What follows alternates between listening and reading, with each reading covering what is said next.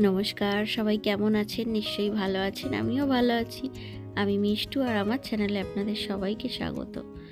তো আমি আজকে পৌষ পার্বণ। তো আজকে পিঠে বানাবো।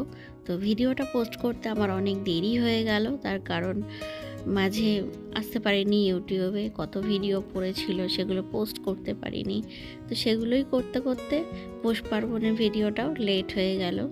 তো যাই হোক, ভিডিওটা আজকে আপনাদের সাথে শেয়ার করব। আমি কিভাবে পিঠে বানালাম, মানে কিভাবে করি আর কি পিঠে। আর আজকে প্রচণ্ড ঠান্ডা।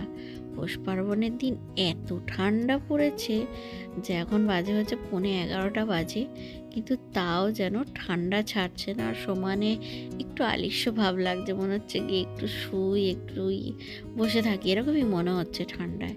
তো যাই হোক, ছেলে তো বাড়ি নেই, ছেলে গেছে স্কুলে। ছেলেকে সকালবেলায় রেডি করে দিয়েছি, ছেলে স্কুলে চলে গেছে।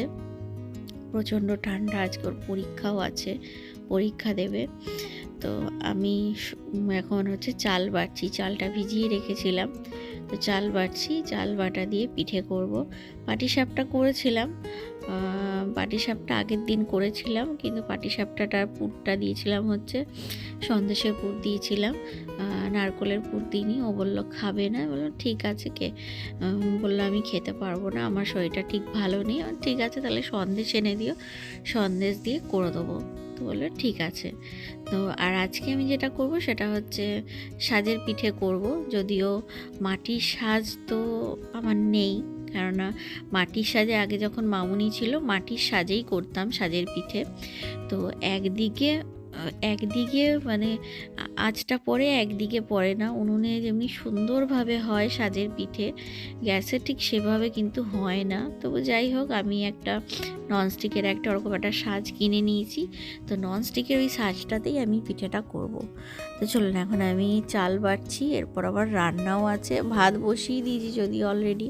আজকে নিরামিষ করব, তার কারণ হচ্ছে আজকে পিঠে আছে, আজকে নিরামিষ করব, কপির তরকারি করব। তো চলুন আগে চালটা বেটে নিই। চাল বাটা আমার হয়ে গেছে, আমি চলে এসেছি রান্নাঘরে। আমার ভাতও ফুটে গেছে, ভাতটা একটু নেড়ে দিই, দিয়ে তারপরে আমি পিঠে করব।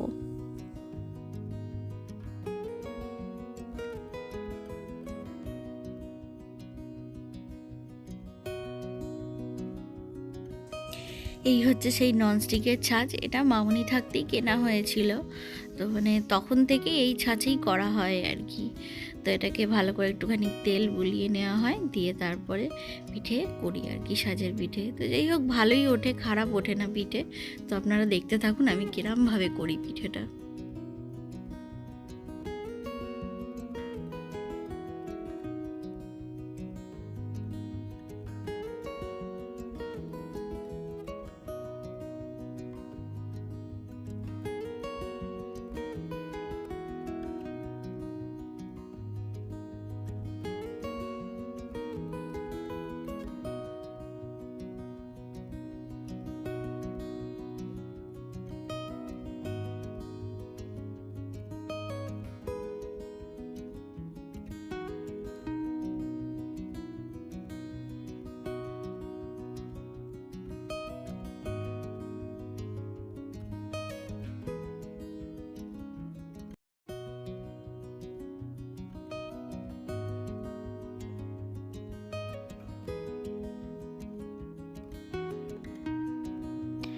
তো সাজের মধ্যে চাল গোলাটা আমি দিয়ে দিলাম।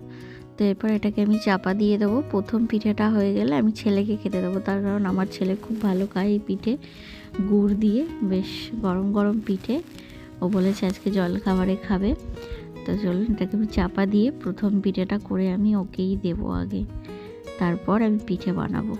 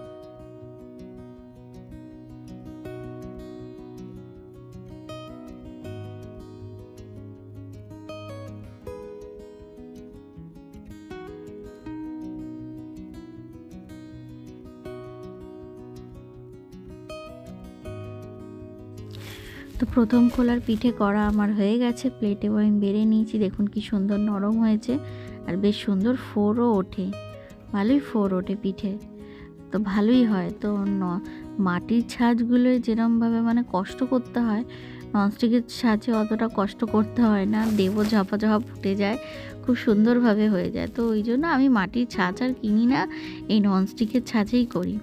তো চলুন, আমার তো হয়ে গেছে সে এক খোলা পিঠে। তো আগে ছেলেকে দিয়ে আসি, তারপর এসে আমি আর এক খোলা চাপাবো। ছেলেকে দিয়ে চলে এসেছি, তো আমি এখন চলে এসেছি আর এক খোলা চাপাবো। আর এদিকে তো আমার ভাত হচ্ছে, এখনও হয়নি, হলে তারপরে আমি কপির তরকারিটা রান্না করব।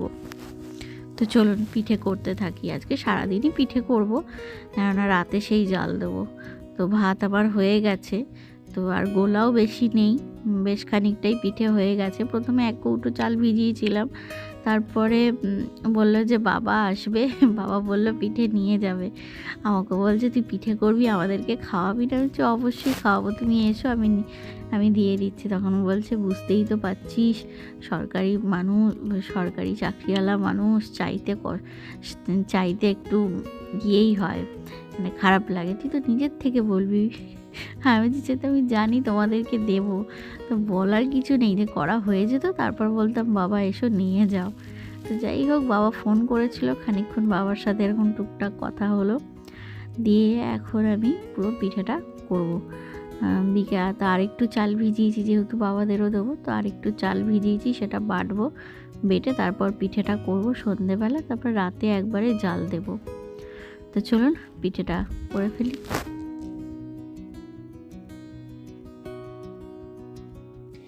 তো সকালের দিকে অর্ধেক পিঠে করেছি, তারপর রান্নাবান্না করলাম, খাওয়া দাওয়া হলো, দিয়ে তারপরে একটুখানি হাঁটতে আজকে যাইনি, তার কারণ আজকে প্রচণ্ড ঠান্ডা। সর্দি ভাই ওরা বললো যে যাবে না, বললাম ঠিক আছে। তারপরে বিকালবেলায় আবার একটুখানি চাল বাটলাম, বেটে নিয়ে এখন পিঠে করতে করতে আমার এখন সন্ধে হয়ে গেছে, সন্ধে কি রাত হয়ে গেছে। তো একদারে রুটিও করছি আর একদিকে পিঠেটাও চাপিয়েছি যাতে হয়ে যায়, তারপরে একবারে জাল দেবো।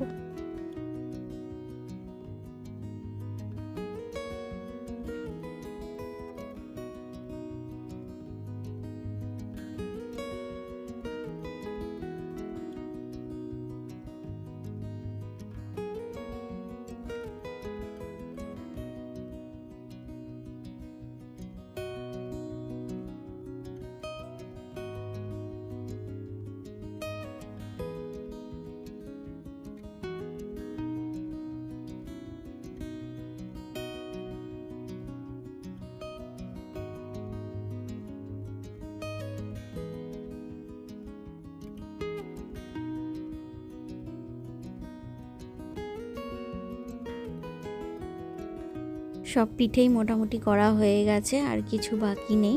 তো রাত্রে খাওয়া দাওয়া কিন্তু পুরো প্রায় কমপ্লিট হয়ে গেছে, কেননা আজকে আর কেউ পিঠে খাবে না, সব কাল জলখাবারে খাওয়া হবে। তো তাই জন্য আজকে মানে সন্ধেবেলার জাল দিইনি, আজকে রাত তো এখন হয়েছে অনেকটাই, তো এখন জাল দেব পিঠে। তো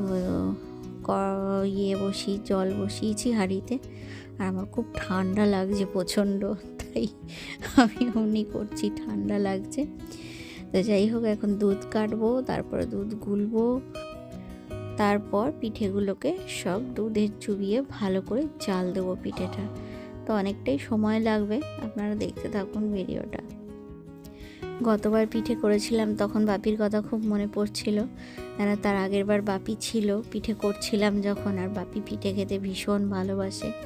তো এবছরও পিঠে করছি, বানাচ্ছি, জাল দিতে শুরু করেছি। তখনও ভাবছি যে বাপি থাকলে কত আনন্দ হতো, বাপি থাকলে মানে পিঠে খেতে ভীষণই ভালোবাসে বাপি আর কি। যাই হোক, বাপি আর নেই, কি আর করা যাবে।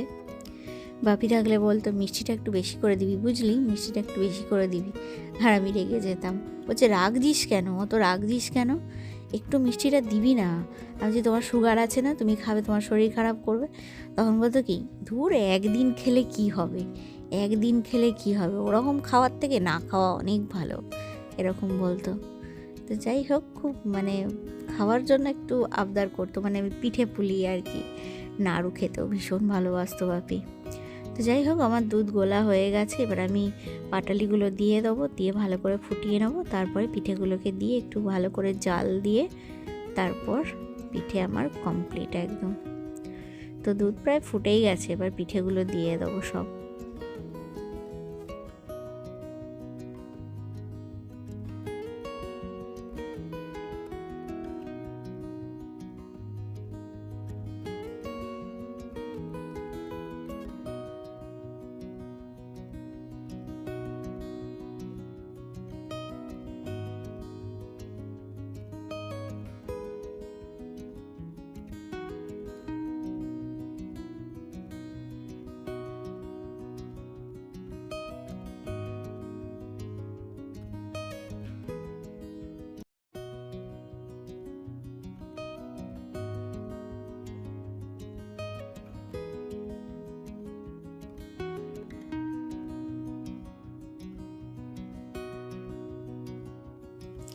পিঠে সব দেয়া হয়ে গেছে, পিঠে জাল দেওয়াও হয়ে গেছে।